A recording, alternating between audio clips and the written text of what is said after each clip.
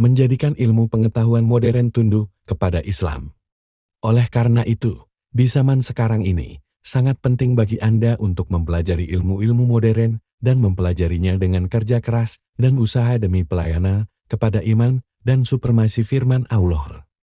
Namun, menurut pengalaman saya, dan karena itu, saya ingin memperingatkan Anda bahwa mereka yang terjerat dalam pengetahuan duniawi saja dan menjadi begitu asyik dengan pelajaran semacam itu, sehingga mereka tidak mendapat kesempatan untuk duduk bersama dengan orang-orang rohani dan orang-orang kudus, dan mereka juga tidak memiliki cahaya rohani. Mereka juga biasanya tersandung.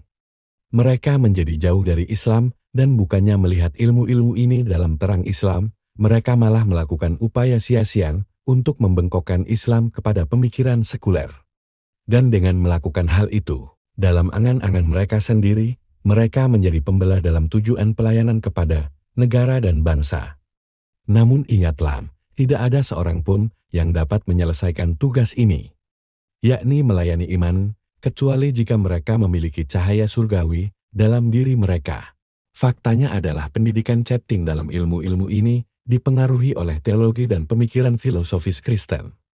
Akibatnya, orang-orang yang menyukai ilmu-ilmu tersebut secara naluriah terus berpegang teguh pada tradisi-tradisi Islam karena pandangan mereka yang baik terhadap agama tersebut.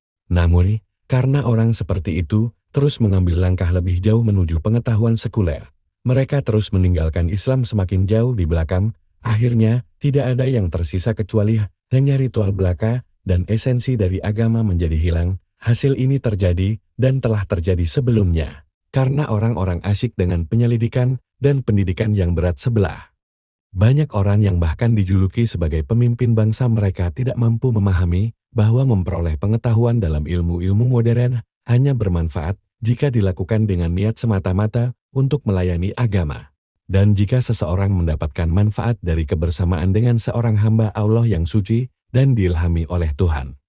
Saya sangat yakin bahwa penyebaran naturalisme ateis disebabkan oleh fakta bahwa untuk melawan atau menanggapi serangan-serangan setan yang dicampur dengan racun kekafiran dan dilancarkan terhadap Islam oleh para naturalis, filsuf, dan astronom, umat Islam menggunakan rasionalisme hampa bersama dengan argumentasi yang bersifat dugaan dan hiperbola karena mereka menganggap ajaran Islam dan cahaya surgawi tidak cukup. Akibatnya, apologetika semacam itu membawa mereka jauh dari makna dan tujuan yang lebih dalam dari Al-Quran. Mereka menutupi hati mereka dengan tabir tersembunyi dari ketidakberagamaan yang cepat atau lambat, jika bukan, karena rahmat Allah Subhanahu wa Ta'ala akan mengambil kedok ateisme, meninggalkan semburat di hati, yang kemudian mengarah pada kehancuran orang tersebut. Penderitaan lain yang melanda para akademisi sekuler saat ini adalah bahwa mereka sama sekali tidak mengetahui pengetahuan agama, sehingga ketika mereka menemukan sebuah argumentasi yang disampaikan oleh seorang astronom atau filsuf, mereka mulai memendam keraguan dan keberatan terhadap Islam.